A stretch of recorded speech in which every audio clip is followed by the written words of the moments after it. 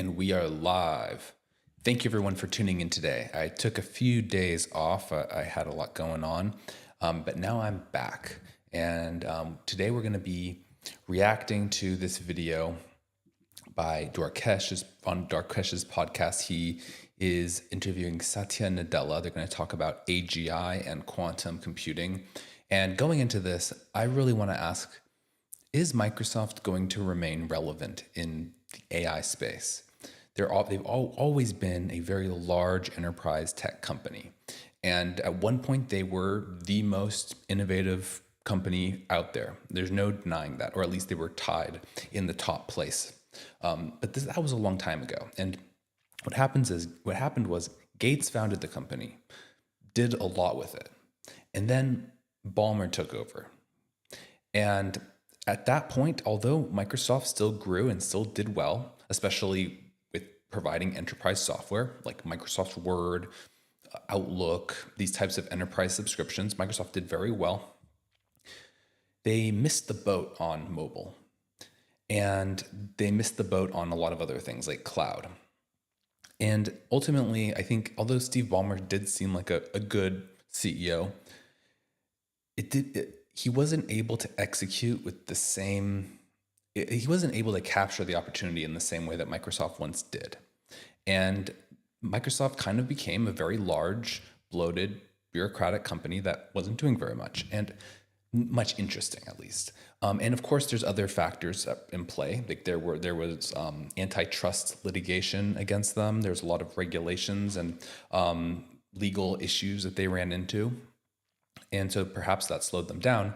But the question I'm asking is, have they recovered? There's been this perception that Satya Nadella, coming in after Ballmer, turned things around. And certainly he made some good changes. There's no doubt about that.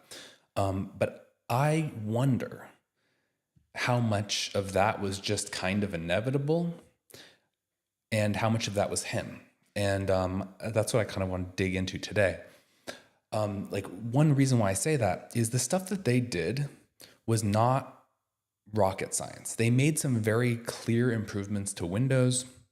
They focused on Azure, however you say that, and it's been pretty successful. But it hasn't. It just doesn't. They don't strike me as the most innovative tech company coming out with the best stuff. They're doing a lot of the same stuff that everyone else is doing, and to some extent, if you have the money, if there's a will, there's a way. And they've done well, and I think one of the biggest successes that they've had, and the biggest bet on technology that they've made, which has genuinely been impressive, has been their partnership and investment in OpenAI. And now it seems like this relationship is coming into question. It seems like Microsoft may think that they don't need OpenAI, or OpenAI doesn't think that it needs Microsoft. And it seems like they're no longer very closely knit. And I don't think that we can give Microsoft the benefit of the doubt here that they're going to be able to do well on their own. They basically haven't done anything interesting in decades. I mean, like what are their biggest, let's go back and run through their biggest hits. Microsoft Windows, fantastic operating system. That was made many decades ago, and there's been newer versions, but nothing has particularly made a dent. I think probably there's been like a relative decline in adoption of that. I don't have the numbers, but that's my perception. So I think that is a fading empire. Microsoft Office, again, I think a lot of this stuff is going to become up for grabs with AI. There's going to be a lot of new players that can enter the scene. And so if they're not on top of this, I think they can lose their dominance, although they are entrenched with a lot of enterprise contracts that are just not going to turn over. So they have a good moat there, but they're certainly not the frontier of innovation. Azure, their cloud, it's like the last cloud that anyone thinks about.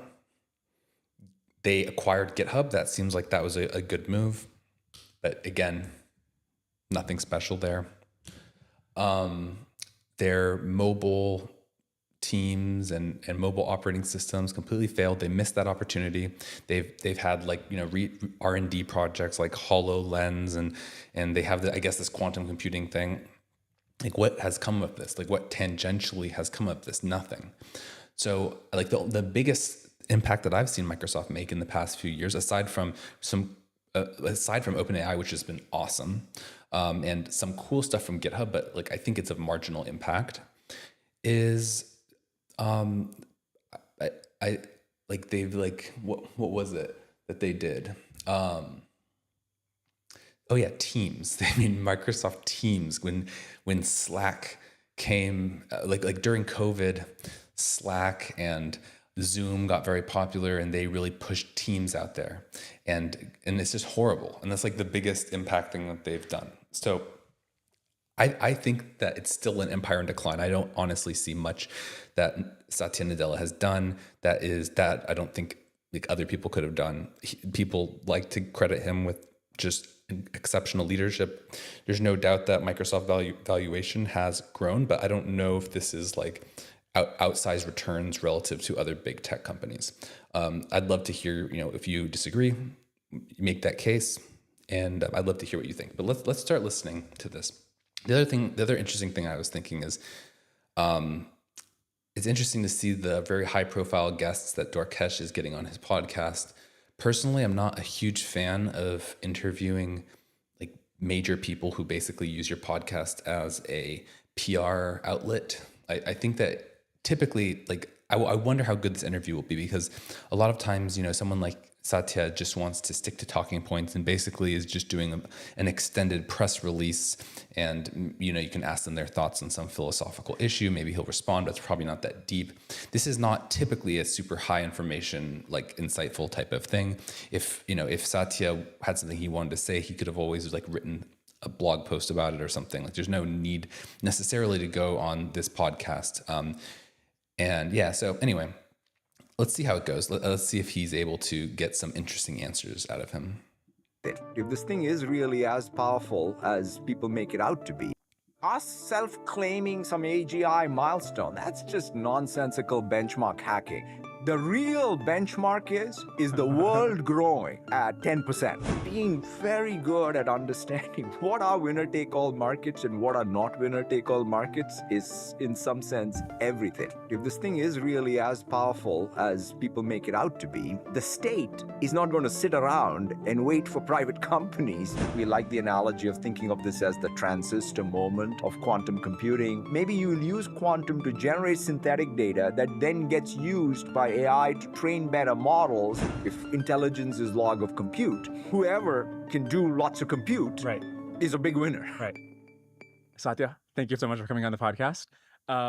So just in a second, we're going to get to the two big breakthroughs that Microsoft has just made, and congratulations, same day in nature, Majorana Zero chip, which we have in front of us right here, and also the world human action models. But can we just continue the conversation we were having a second ago? So you were describing the ways in which the things you were seeing in the 80s and 90s, you're seeing them happen again. Yeah, I mean, the thing that is exciting for me, Dwarkesh, first of all, it's fantastic to be on your podcast. I'm a big listener, and and it's just fun to be, I love the way that you do these interviews and the broad topics that you explore. It's sort of, to me, it reminds me a little bit of my, I would say, first few years even in the tech industry, starting in the 90s, where there was like real debate about whether it's going to be RISC or CISC, or, hey, are we really going to be able to build servers using even x86? Or, when I joined Microsoft. He's talking about, what's it called? Instruction architecture.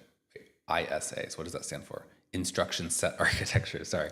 And so there's a complex instruction set architecture and a reduced instruction set architecture. I believe those are the acronyms, but basically it's the way that you design CPUs to like the kind of machine code that is written for a CPU.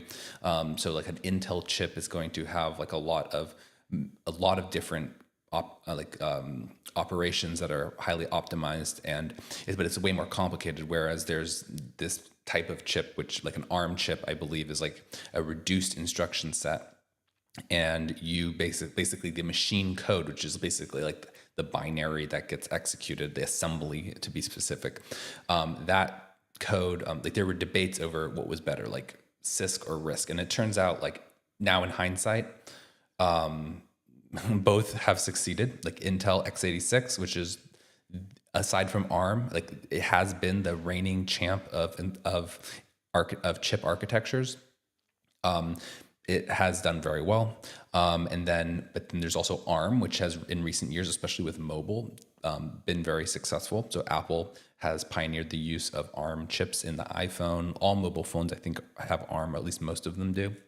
All iPhones do. And then they've taken this M series chip, which is also ARM, and there's been great success with it. And so it seems like both of them worked. So I think what he's getting at is there's like a lot of debates. People were kind of placing a lot of importance on these types of esoteric like concerns, and ultimately that was just a bunch of debating about two things that seemed valid and have their own set of trade-offs, and there's not like one clear answer. And I remember watching a Lex Friedman interview with Jim Keller, who's like a super famous chip architect, formerly at like AMD, I think Intel, Tesla, and Apple, and all these great places. And he didn't really think that it mattered, if I recall what his opinion was. Okay, let's keep watching. That was the in the beginning of what was Windows NT. Yeah. So everything from the core silicon platform to the operating system to the app tier, that full stack approach. I mean, like the entire thing is being litigated, and that's, I think, perhaps, you could say cloud did a bunch of that, and obviously distributed computing, and cloud did change client server. The web changed massively, but this does feel a little more like maybe more full stack than even the past that at least I've been involved in. When you think about what actually, which decisions ended up being the long-term winners in the 80s and 90s and which ones didn't, and especially when you think about, you were at Sun Microsystems, they had an interesting experience with the 90s dot-com bubble. People talk about this data center build out as being a bubble, but at the same time, we have the internet today as a result of what was built out then. What are the lessons about what will stand the test of time? What is an inherent secular trend? What is just ephemeral? What stands out? It's actually it's interesting. I mean, I think if I sort of go back even at least the 4 big transformations that I've been part of, right? If you say the client and the client server, so that's the birth of the graphical user interface and the x86 architecture, basically even allowing us to build servers. It was very clear to me. I remember going to what was PDC in 91. In fact, I was at Sun at that time. And in 91, I went to Moscone, basically that's when Microsoft first described a Win32 interface. And I said it was pretty clear to me what was going to happen, where the server was also going to be an x86 thing, right? So that when you have the scale advantages accruing to something, that's the secular bet you have to place, right? So that, and so what happened in the client was going to happen on the server side, and then you were able to then actually build client-server applications, so the app model, and it became clear. Then the web was the big thing for us, which we had to deal with in fact, as soon as I joined Microsoft, I think, what is it, like the browser, the Netscape browser or the Mosaic browser came out, November of 93, right? I think is when, Andreessen and crew sort of had that. And so that was a big game changer. I mean, in an interesting way, just as we were going on what was the client server wave, and it was clear that we were going to win it as well. We had the browser moment. And so we had to adjust. And we did a pretty good job of adjusting to it, right? Because the browser was a new, I'd say, app model.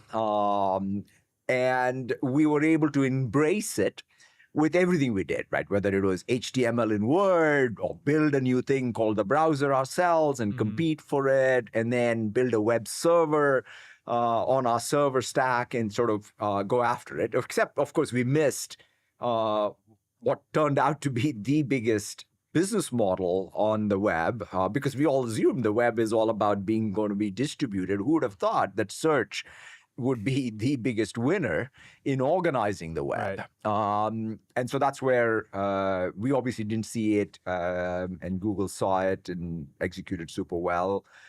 So that's kind of one lesson learned for me is like, hey, you got to really not only get the tech trend right, you also have to get where is the value going to be created with that trend. And these business model shifts are probably tougher than even the tech trend changes. Where is the value going to be created in AI? That's a great one. So I think... So before we get into this, this is interesting. So basically he's saying there's this client server paradigm shift where I'm not sure I fully understand this reference. This is a bit before my time, but I do know what in general client and server is. So I'm going to speculate here.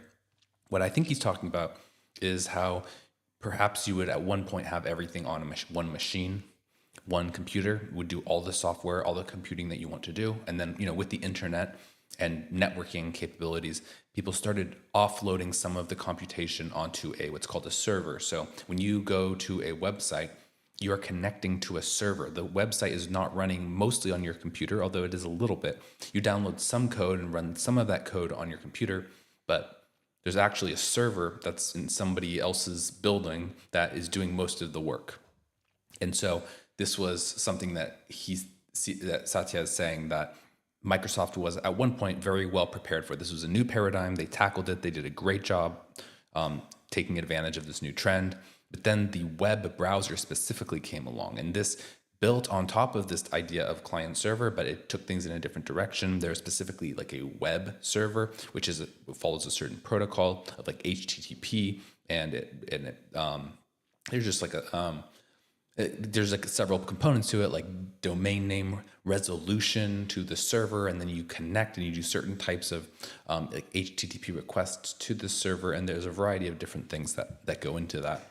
And basically he's saying that they did a decent job of capturing that at the time, of moving on that trend. And obviously the web was a big trend, but one thing that they didn't realize is that search was going to be big. So you can kind of see how Microsoft started off way back in the days, like MS-DOS, or even before that. I'm not sure like what their first operating system was, but they had these like single individual machines. They saw that the internet was going to be a big thing. Networking was important. And enterprise computing was important, and so they moved into those spaces. They did really good job of jumping on those opportunities.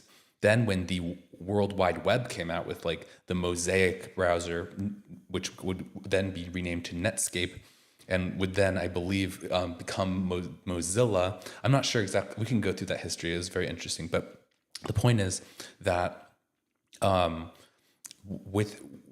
as the web came along, they also moved pretty well on that and like took and seized that trend. They did a good job. And like the Internet Explorer was a very big success, and they did a really good job, although they missed a few things. And I think, and then the next big trend in tech was mobile, and he hasn't talked about this. I don't know if he will. I think they're skipping ahead, but mobile is where Microsoft really dropped the ball.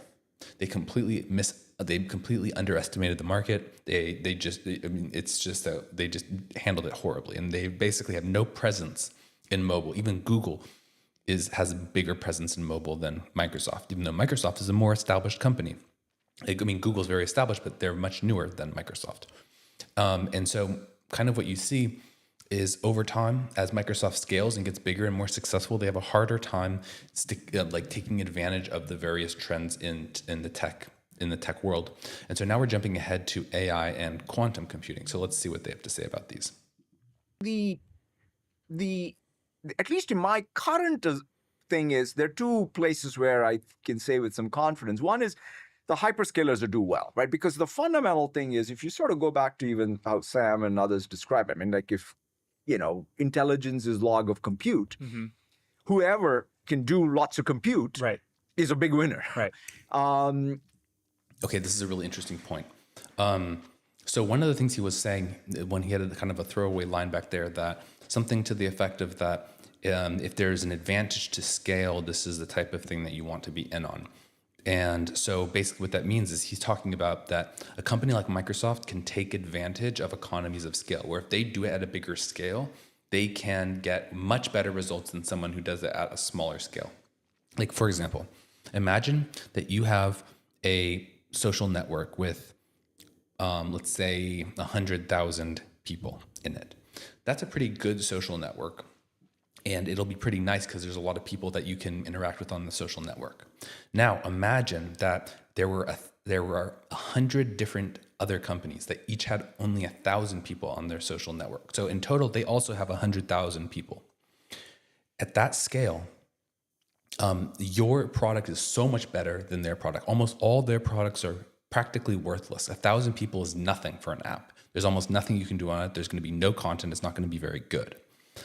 However, with 100,000 people, you have this scale, this network effect, this moat, because your product is going to be so much better than even all the combined functionality of all these other social networks. So this is something that is very well known in the tech industry, the idea of a network effect and a moat. And that's just basically one version of this thing in economics called economies of scale. And economies of scale is basically just an advantage that you have by scaling more. And usually it has to do with the fact that the cost is going to be lower per unit produced. So you're able to sell things at a lower cost. But there's a lot of different reasons why scale provides an advantage. So the bigger you get, the more you're able to execute in some area. And so one interesting thing that he just said is that intelligence is the log of compute. And that's a very interesting statement. I'm not sure exactly how he derived that, but what that means is basically the log it's a curve that kind of goes up and plateaus.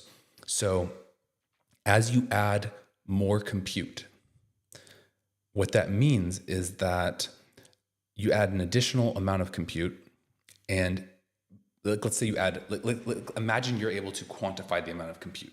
Like, let's just say, we'll call compute as number of processors, is just as an example, or cores. Let's say the number of cores in your computer. Let's say you have 10 cores in your computer. If intelligence is the log of compute, that means that if you went from 10 cores in your computer to 11 cores in your computer, then let's say your intelligence was IQ 100, it would be something less than 110. So you don't, a linear, if intelligence was linear with compute, that would mean that if you go from 10 to 11 cores in your computer, that means you're going from 100 IQ to 110 IQ, figuratively speaking, because you get how that was a 10% increase. So both of them increased by 10%. Now, if it's the log of compute, that means that it will start over time. The more you increase the amount of compute, the less and less you will get out of it in terms of intelligence. And so you go from let's say 10 to 11 cores in your computer. At that point, you're going to be getting let's say a 108 IQ or something. It's going to be less than the amount that you went up at compute. So if I'm understanding that properly, that doesn't actually sound very good. That doesn't sound like something that is good for scale, because basically you're not, by getting to a certain scale, there's diminishing returns, and someone with much less resources could actually probably get an approximately similar amount of intelligence without having you can just keep adding compute, but that compute is going to have a diminishing return, a diminishing payoff. So that doesn't actually seem good. I almost want to go back and listen again just to make sure I understood what he was saying, because that strikes me as an argument against doing AI at scale, which is, I think, what he's trying to advocate for. The hyperscalers do well, right? Because the fundamental thing is, if you sort of go back to even how Sam and others describe it, I mean, if, intelligence is log of compute, whoever can do lots of compute is a big winner. Right. And the other interesting thing is, if you look at... Yeah, he's saying, mean, he's saying the hyperscalers will be successful because intelligence is log of compute. But then that means that compute has diminishing returns with scale. So how do hyperscalers win? What you want is for intelligence to scale exponentially with more compute. So basically, it's whoever has the most compute by far beats out the lesser ones. Let's look at this like log curve for a second.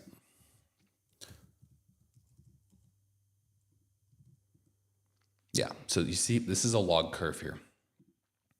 We can go to this one. See, it goes up like this. So ignore this part. You start here and you're going up. So if you're increasing this direction, you're increasing. If this direction you are increasing the amount of compute, you're getting this much more intelligence. So like, let's look at all of these different things. So this would be really great for hyperscalers. This one. Can I make this bigger? Oh no, this is some dumb. What is this? Okay, here we go. Oh wow, is it gonna even let me see this? Show more, here we go. Okay, perfect, this is what I wanted to show. So this would be great for hyperscalers because what it means is you add, like let's say you're here and you have this much compute and so this much intelligence. Now, if let's say you added a little bit more compute, not much, just a little bit more. Now all of a sudden you're way up here. You like doubled your intelligence by just adding more compute. And the more you push this, just the more it gets just exponentially bigger. This would be great for hyperscalers. And now with this curve is more of a log curve where, okay, you're here, you have this much compute, and then now you add a little bit more and you're just slightly above where you are. So adding more compute basically doesn't do much. And then you add a bunch more compute. You're a hyperscaler. You spend so much on compute. And now you're just a little bit above where the people that had a smaller budget were. So, and you know, it's just a lot easier for people to catch up to you because the more you push on it, the less you get out of it. And to catch up to you is actually not that hard. So I don't see how that benefits hyperscalers. Underneath even any AI workload, like take ChatGPT. It's not like everybody's excited about what's happening on the GPU side. It's great, but it's like the ratio, like in fact, I think of my fleet even as a ratio of the AI accelerated storage to compute. And at scale, you got to grow it. Yeah. And so that infrastructure need for the world is just going to be exponentially growing, right? So in fact, it's manna from heaven to have these AI workloads because guess what? They're more hungry for more compute, right? Not just for training, but we now know for test time. And as I said, test time, like here's an interesting thing. When you think of an AI agent, it turns out the AI agents is going to exponentially increase compute usage because you now are not even bound by just one human invoking a program. It's one human invoking programs that invoke lots more programs. And so that's going to create massive, massive demand and scale for compute infrastructure. So our hyperscale business, Azure business, I think that's like, and other hyperscalers, I think that's a big thing. Yeah. Then that's a very different argument though, because essentially what he's saying is that AI will generate more demand for compute. So if they have data centers, for example, they can sell more compute. That makes sense. I see that. That again, though, I mean, their costs are going to be bid up too. So I'm not sure that actually affects their. I guess it grows the pie. Sure. It's interesting. After that, it becomes a little fuzzy. Because you could sort of say, hey, there is a winner-take-all model. I just don't see it because this, by the way, is the other thing I've learned, is being very good at understanding what are winner-take-all markets and what are not winner-take-all markets is, in some sense, everything. Like I remember even in the early days when I was getting into Azure, I mean, Amazon had a very significant lead and people would come to me and investors would come to me and say, oh, it's game over. You'll never make it. It's winner take all. and having competed against Oracle and IBM in client server, I knew that, look, the buyers will not tolerate winner take all, right? Structurally, hyperscale will never be a winner take all because buyers are smart. Consumer market sometimes can be winner take all, but anything there, the buyer is a corporation, an enterprise, an IT department, they will want multiple suppliers. And so you got to be one of the multiple suppliers. And so that, I think, is what will happen even in the model side. So there will be open source. There will be a governor, just like on Windows. One of the big lessons learned for me was if you have a closed source operating system, there will be a complement to it, which will be open source. And so to some degree, that's a real check on what happens. And so I think in models, there is one dimension of maybe there will be a few closed source. There will definitely be an open source alternative. And the open source alternative will actually make sure that the closed source winner take all is mitigated. So that's kind of at least my feeling on the model side. And and by the way, let's not discount if this thing is really as powerful as people make it out to be. The state is not going to sit around and wait for private companies to go around and all over the world. So it's sort of, I don't see it as a winner take all. Then above that, I think it's going to be the same old stuff, which is in consumer. In some categories, there may be some winner take all network effect, right? After all, ChatGPT is a great example. Like, I mean, it's kind of like it's an at-scale consumer property that is already got real escape velocity, right? I go to the App Store and I see, it's always like there in the top 5, and I say, wow, like that's pretty unbelievable. So they were able to use that early advantage and parlay that into an app advantage. And so in consumer, that could happen. In the enterprise, again, I think there will be by category different winners. So that's sort of at least how I analyze it. I have so many follow-up questions.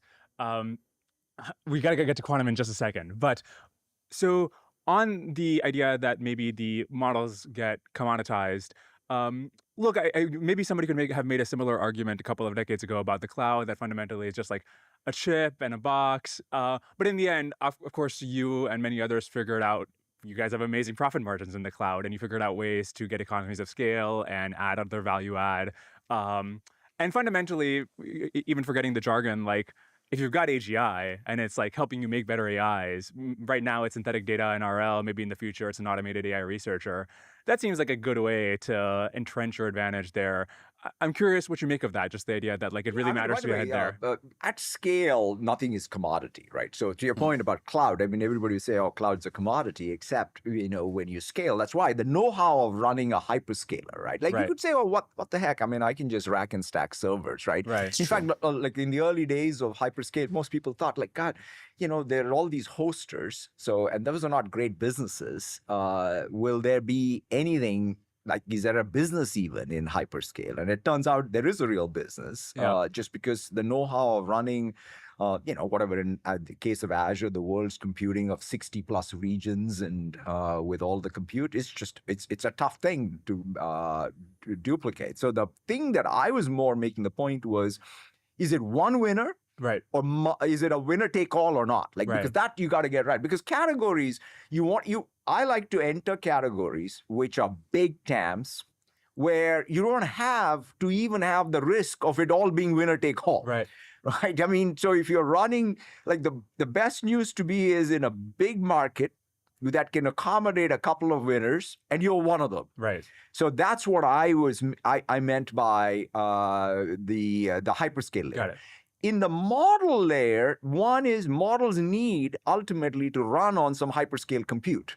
Right. So that's sort of that nexus, I feel, is sort of going to be there forever, right? Because again, it's just not the model, but the model needs state. That means it needs storage and it needs to regular compute for running these agents in the agent environments.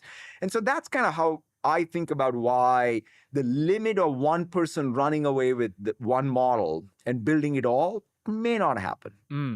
On the hyperscaler side, and by the way, it's also interesting the advantage you as a hyperscaler would have in the sense that, especially with inference time scaling, and if that's involved Mhm. in training future models, you can amortize your data centers and GPUs not only for the training, but then use them again for inference. I'm curious what kind of hyperscaler you consider Microsoft and Azure to be. Is it on the pre-training side? Is it on providing the O3 type inference? Or are you just, we're going to host and deploy any single model that's out there in the market, and we are sort of agnostic It's about a good that? point. I mean, like, so the way we have built. So far, I think this is a really interesting point that basically people have thought of cloud as a commodity, and that is not 100% accurate. And this is actually a mistake that I've made myself, but I think that Satya makes a really good point here. So the reason why people say cloud is a commodity is because basically they say it doesn't really matter which cloud you use. You can use AWS, you can use Azure, you can use your own computer, your own servers at home, and it's just running compute. And you can just buy these processors and hook them up, plug them in, do all this stuff, and then it's pretty easy for anyone to basically do that and host applications or databases or whatever you want to do in the cloud. But what Satya is saying is a good point, that if you want to run a data center well at scale and do a lot of the things that major clouds do, it requires a huge amount of organizational know-how and capabilities. And this also requires an immense amount of capital.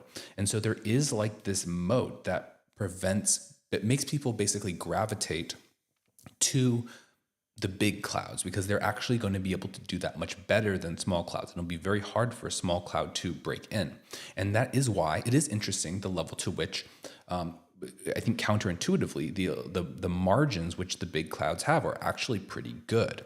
And I saw this this diagram the other day, and basically there's this point that said that this guy, the founder of SST, made, which is basically that you can't really launch a database that is not running inside of AWS because the latency to other AWS apps is going to be too high if it's outside of AWS. And this is really an advantage that specifically AWS has as the leading cloud, where they do have this moat where if you want the best performance for your app, which a lot of people want, especially a lot of like big companies that really try to optimize things, not so much for indie small developers, that's a smaller market, but for the big enterprise customers that care a lot about performance and optimization, they really need to use like the biggest organization. So there is like this moat. It's not a huge moat.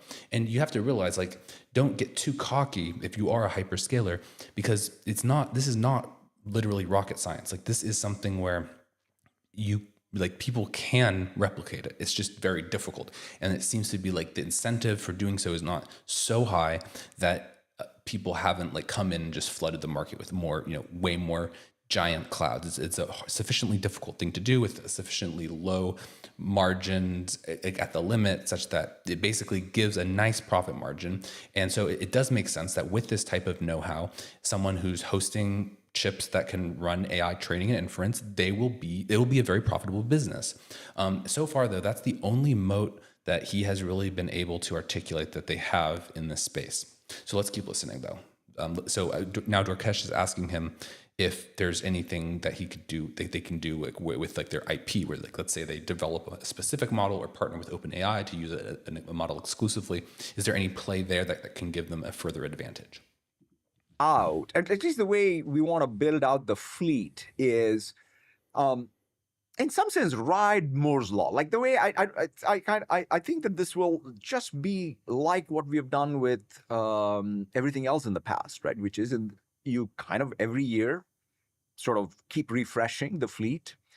You depreciate it over whatever the lifetime value of these things are, and then get very, very good at the placement of the fleet, such that you can run different jobs at it with high utilization, right? So sometimes they are very, big training jobs that need to have highly concentrated peak flops that are provisioned to it, that also need to cohere or what have you. That's great. So we should have enough data center footprint to be able to give that. But at the end of the day, these are all anyway becoming so big, even in terms of, if you say take pre-training scale, and if it needs to keep going, even pre-training scale at some point has to cross data center boundaries. It's all more or less there. So great. Once you start crossing pre-training data center boundaries, is it that different than anything else? Right? So therefore, so the way I think about it is, hey, distributed computing will remain distributed. So go build out your fleet such that it's ready for large training jobs. It's ready for test time compute. It's ready. In fact, if this RL thing, the thing that might happen is you build one large model, and then after that, there's tons of like this RL going on and test. To me, it's kind of like, again, more training flops, because you want to create these highly specialized distilled models for different tasks. So you want that fleet. And then the serving needs, right? At the end of the day, speed of light is speed of light. So you can't sort of have one data center in Texas and say, I'm going to serve the world from there. You got to serve the world based on having an inference fleet everywhere in the world. Right. So that's kind of how I think of our, build out a true hyperscale fleet. Oh, and by the way, I want my storage and compute also close to all of these things, because it's not just AI accelerators that are stateless. Because I need to be able to have not just my training data itself needs storage. And then I want to be able to multiplex multiple training jobs. I want to be able to then have memory. I want to be able to have these environments in which these agents can go execute programs. Yeah. And so that's kind of how I think about it. Yeah, and that's a really good point. I think this is like that database scenario that I was just talking about. Like imagine that you want to run a job of a certain size, and you're a big company. You have a lot of money to spend on training, maybe fine tuning a model for your customers or something like that, right? Or like for your app to make it better in your app. So you want to get this type of an advantage. You have the money, you have the budget. Now you need someone who has the capacity to actually take that job, and the bigger that job is, which also the more lucrative that job would be to serve, you're going to need a provider that has that scale and is able to, and like for everything that you want to throw into the mix for that training job, you're going to need someone who is able to actually deploy those resources and do so efficiently. So for example, you may have access to some amount of GPUs, but if that GPU provider doesn't have enough storage, just as an example, then you'd have to access storage that's further away or something, and could be like very difficult, expensive, or have bad performance. You might as well just go to one of these big clouds that can actually do it. So I think that's a good point. I'm just very interested in this point though about intelligence being the log of compute. This is just such an interesting perspective. I had not heard this. Again, I want to, and it makes a lot of sense intuitively to me. I'm just going to Google this. Intelligence log of compute. Let's see where like, I just want to know where this came from. I mean, he said Sam Altman said this. I have not heard this quote, because if this is true, I just think this is a very important thing. No, not almost. Sam Altman. I don't know why I wrote almost.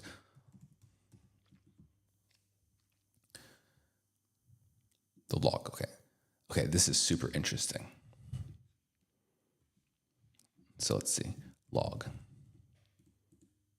So, there's 3 observations that Sam Altman has made. One is the intelligence of an AI model roughly equals the log of the resources used to train and run it. That is super interesting, okay? And I'm just gonna read the other ones while we're here. The cost to a given level of AI falls about 10x every 12 months, and lower prices lead to much more use. Okay, that's interesting. That's like 2 observations in one, but okay. And now the third one is the socioeconomic value of linearly increasing intelligence is super exponential in nature.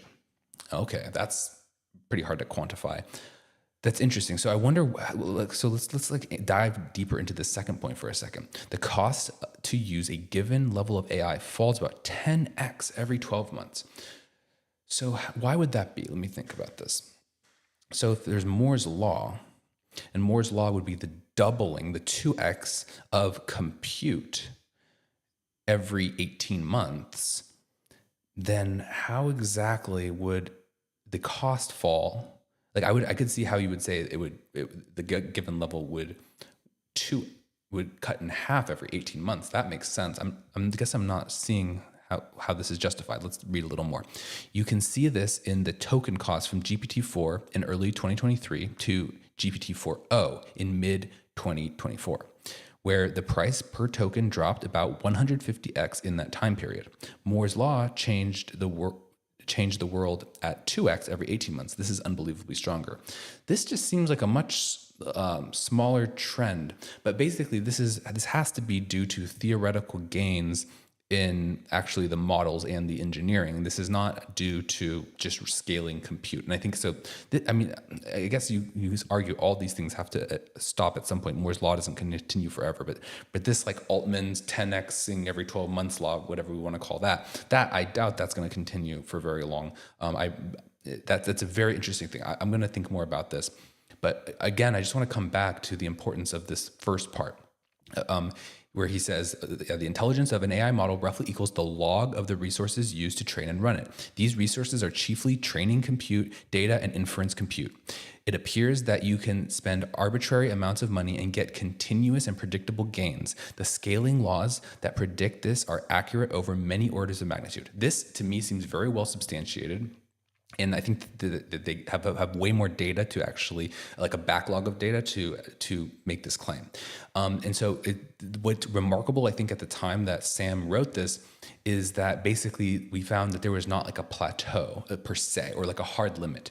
I mean, in a sense, the log is a plateau, but basically you put in more compute, you do get more intelligence. You don't like, it's not like it stops working. It literally continues working the more you scale it. And you can be just, to some extent, dumb and just dumbly increase the compute and get better results. And that is remarkable. You don't have to come up with new theories in order to do it better. But here's the thing. Again, I just want to go back to this example that we were looking at earlier. This is a log curve. You can look here in Google Images. It looks like this. And so I'll go back to this chart. This is a log curve. So as you add more compute, you're getting less and less for that compute. So the more you scale, the marginal return of scaling is actually, there's a diminishing return. You get less of an advantage. So actually big data centers don't have much of an advantage over slightly smaller data centers.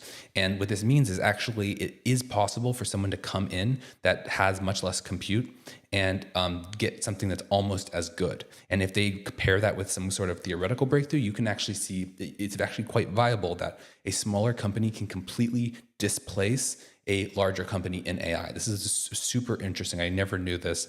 And I think it really works against Microsoft's theory of the case, because basically you don't have a compounding advantage for having more scale. Okay, now let's continue listening. You recently reported that your yearly revenue from AI is $13 billion. But if you look at your year-on-year growth on that, in like 4 years, it'll be 10x that. You'll have $130 billion in revenue from AI if the trend continues. If it does, what do you anticipate? Hold on a sec. Let's listen to this again.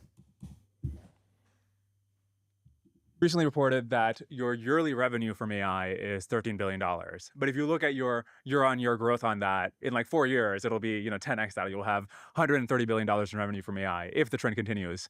If it does, what do you anticipate we're doing with all that intelligence? If, like this industrial scale use, is it going to be like through Office? Is it going to be you deploying it for other? So I initially thought that they might have been referring to profit growing by 10x, which would actually reinforce this point, but it seems like where the cost falls by 10x every 12 months, but it seems like he's just anticipating that growth of that growth for demand, not growth for demand, that demand for growth. So basically, this does reinforce this point that lower prices lead to more usage. I still wonder, how well substantiated the second point is, but it is definitely an interesting thing that the demand seems to be growing at a 10x per year rate. To host, is it going to be, you got to have the AGIs to have 130 billion in revenue? What does it look like? Yeah, I see the way I come at it, Dwarkesh, is it's a great question, because at some level, if we're going to have this sort of explosion, abundance, whatever commodity of intelligence available, the first thing we have to observe is GDP growth, right? Yeah. Before I get to what Microsoft's sort of revenue will look like. I mean, there's only one governor in all of this, right? This is where a little bit of, we get ahead of ourselves with all this AGI hype, which is, hey, you know what? let's first see if, let's say, remember, like the developed world is what, 2% growth, and if you adjust for inflation, it's zero. Yeah. So in 2025, as we sit here, I'm not an economist. At least I look at it and say, man, we have a real growth challenge. Yeah. So the first thing that we all have to do is and when we say, oh, this is like the Industrial Revolution, blah, blah, blah. Oh, let's have that Industrial Revolution type of growth. That means, to me, 10%, 7%, developed world, inflation adjusted, growing at 5%. That's the real marker, right? So it's not just, it can't just be supply side, right? It has to be, in fact, that's the thing, right? I think there's a lot of people are writing about it. I'm glad they are, which is the big winners here are not going to be tech companies. The winners are going to be the broader industry that uses this commodity that, by the way, is abundant. Right. And suddenly productivity goes up and the economies is growing at a faster rate. Yeah, that may be kind of true, but one of the things that's important to keep in mind is that basically the internet has been around for a long time. Tech has been around for a long time, and there's no question that these technologies increase productivity and increase what people are capable of. I mean, emailing, for example, is way more efficient than writing letters or talking on the phone. And so like text messages like this, like we are able to share information, Google Docs, all these things, or maybe Word docs for them, for Microsoft. All these things are they supercharge productivity. And yet, over all the decades that this technology has been around and has been adopted and has developed, we have not seen it have any impact on productivity, at least in the way it's currently measured. Now, it certainly does increase productivity. Like, you know that that's true, but you don't see a measure of productivity go up as a result of this technology. And that's always been a very big question. Like, why is that? So I'm not sure that maybe whatever reason there is that productivity hasn't increased from the internet and from computers, at least productivity in the way that we measure it, maybe that will also lead to us not actually measuring a productivity increase from AI. I think it's too early to say, but there's definitely a reason to believe that we may never see this type of growth that he is expecting. And I think the core reason has to be because there's a problem with the way that we measure productivity and growth, not because there is none, because obviously the world is way different, it's way more advanced, we have a lot more stuff, we do a lot better in many ways than we did. So intuitively, you know as a fact that we have increased productivity and grown a lot in the past decades, but the growth numbers would actually not, the official growth numbers and productivity numbers would not reflect that. So it remains to be seen if we're even able to capture this economically. When that happens, we'll be fine as an industry. But that's, to me, the moment, right? So us self-claiming some AGI milestone, that's just nonsensical benchmark hacking to me. The real benchmark is the world growing right at 10%. Okay, so if the world grew. So again, though, like this is not the, like tech companies specifically have gone up in value astronomically since the invention of Silicon Valley.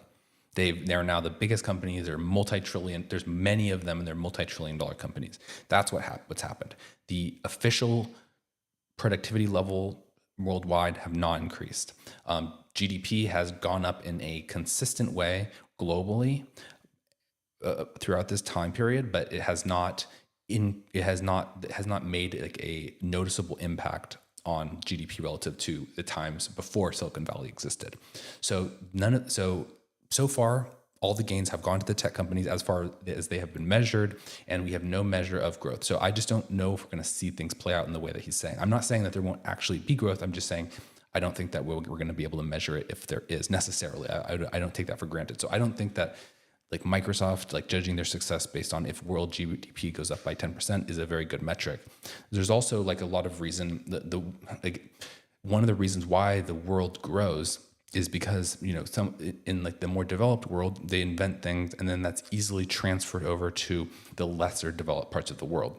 And it's very easy to, for example, to make the Uber of Bangladesh or something, right? When Uber is already proven to work in America. You can just adapt that idea, use similar code and get that to work. whereas actually being on the frontier and pushing forward is just a slower thing. And like if you need a lot of people trying, you need a lot of people making companies and inventing things in order to actually get progress.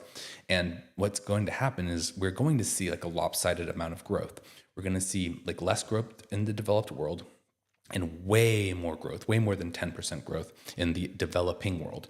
And then as everything eventually equalizes and reverts to the mean, there's this thing called mean reversion, everything kind of goes towards the average amount, then at that point, we're going to have a lot more people working on the frontier. And then I think since we have more people working on the frontier, we're going to continue to see the same growth rate once everybody is basically equalized and most countries are on the same level economically.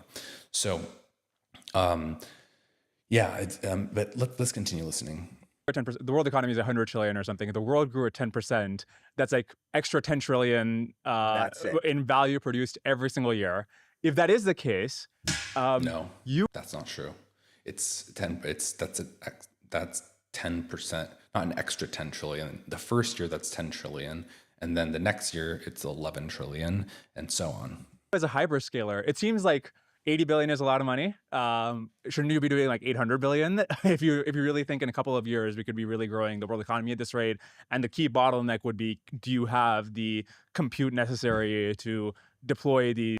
If anyone watching this knows about any productivity studies that have shown productivity gains being delivered by AI, I'd love to see those studies. Use AIs to do all this work. I mean, that is correct. And so therefore, but by the way, the balance is like, I think a little bit of it is right now is like, hey, let me, like the classic supply side is, oh, let me build it and they'll come, right? I mean, that's an argument. And you know, after all, we've done that. We've taken enough risk to go do it.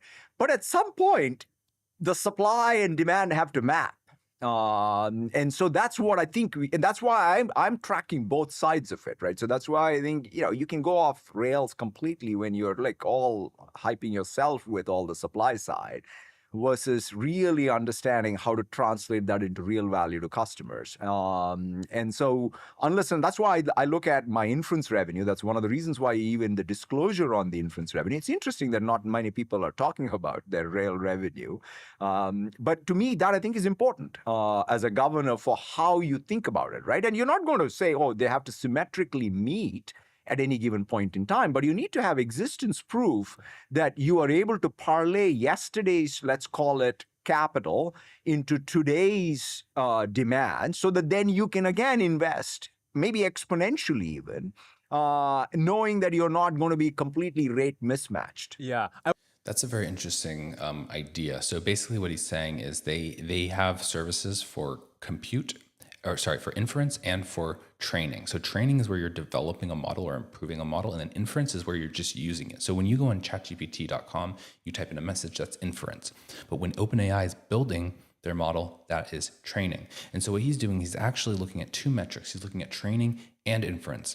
And he's getting a sense for how much people want to use AI, that would be inference, and how much people are investing into making AI better, that would be training. And I think like if you just took a snapshot of that, it would be hard to really gain any insight from it, because, you know, like let's say that there's a really bad model, I bet there's not very many people, you know, using it. But then if it became better, it maybe more people would use it. And so like you can't really know what it means just to look at those two numbers in isolation. But I do think if you track that over time and you see like this is the amount that has been invested into compute, and then these are like the performance gains as measured by benchmarks from that investment.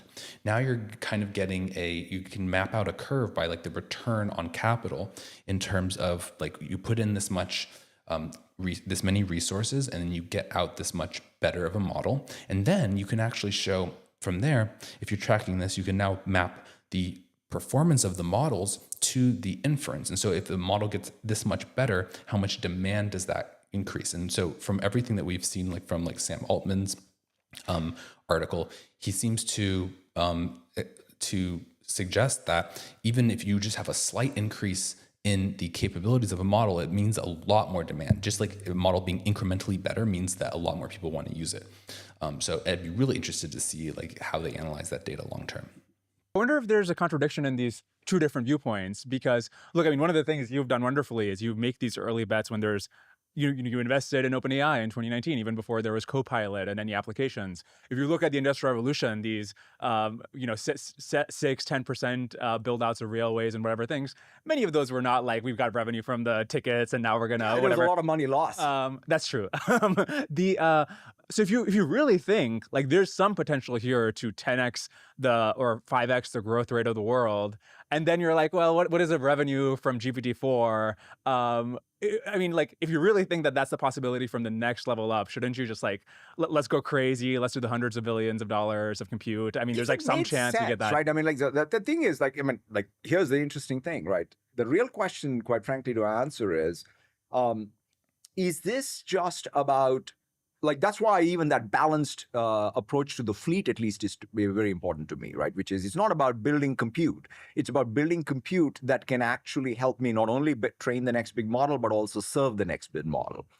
And you understand, until you do those two things, you're not going to be able to really be in a position to take advantage of even your investment, right? So that's kind of where it's not a race to just building a model. It's a race to creating a commodity that is getting used in the world to drive. So you have to have a complete thought, not just one thing that you're thinking about. And so that's, at least in my view, of saying, hey, and by the way, one of the things is that it will be overbuilt. To your point about, you sort of said what happened in the .com era. And I look at it and say, now the memo has gone out that, hey, you know, you need more energy and you need more compute. Thank God for it, right? And so everybody's going to race. In fact, I look at the number of, it's not just companies deploying, countries are going to deploy capital. And they will be clearly, like, I'm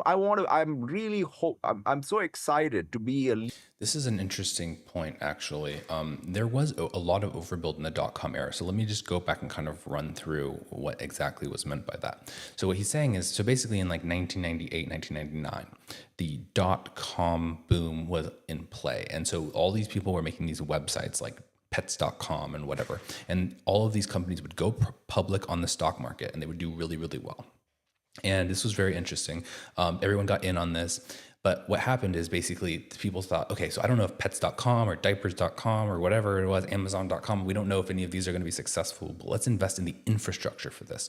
So there were a lot of like data center companies, I think data center companies, but there was like internet infrastructure companies. So there was like all these, like people would lay down all this fiber, all these like connections between different cities and continents. And there's like a lot of internet providers that got huge buildups at that time. And this was basically though, like the industry then collapsed. It was like a bubble in like 2000 or so. It popped and everybody lost a bunch of money in tech.